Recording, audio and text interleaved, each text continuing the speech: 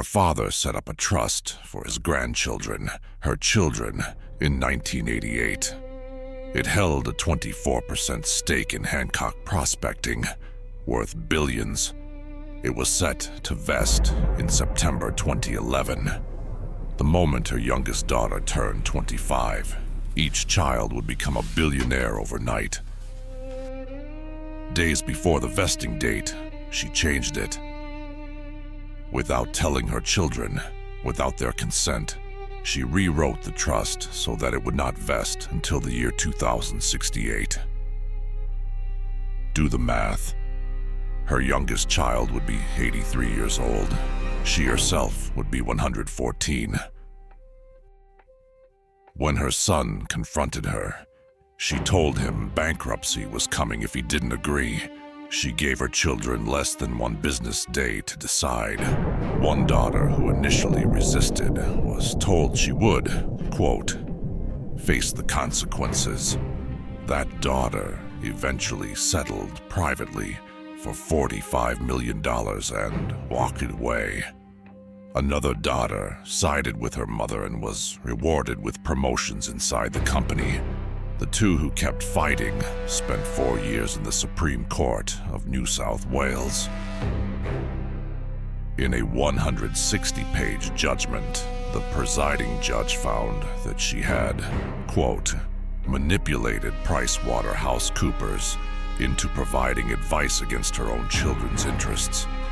He said her attempts to stop the case closely approach intimidation. He ruled she had gone to extraordinary lengths to keep control of the trust, directly or indirectly. He removed her as trustee. The judge then added something that should send a chill through anyone paying attention. He wrote, if she was prepared to act as she did towards her children, how much further might she be prepared to go in the case of unrelated corporate entities? Her name is Gina Rinehart. She runs Hancock Prospecting, $5.57 billion in profit in 2024 alone. Roy Hill Iron Ore Mine, 344 kilometers of private railway. Her own private port. Stakes in the only working rare earths mine in the United States, worth over $800 million. Nearly 10 million hectares of land, an area larger than South Korea. And a documented record in a court of law of freezing her own children's inheritance for 57 years to protect her grip on the money.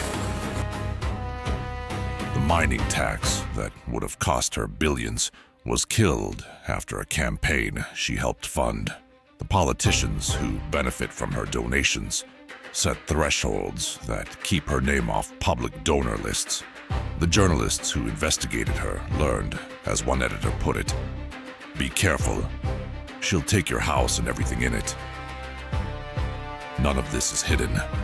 It's all in court records, electoral filings, newspaper archives. It's just never been put in one place and said out loud. So here is the question. If a woman can sue her own children, change the date of their inheritance to a year, she will never live to see, manipulate the accountants, buy the media, fund the politicians, and still be celebrated as a self-made success story. What exactly are we calling success?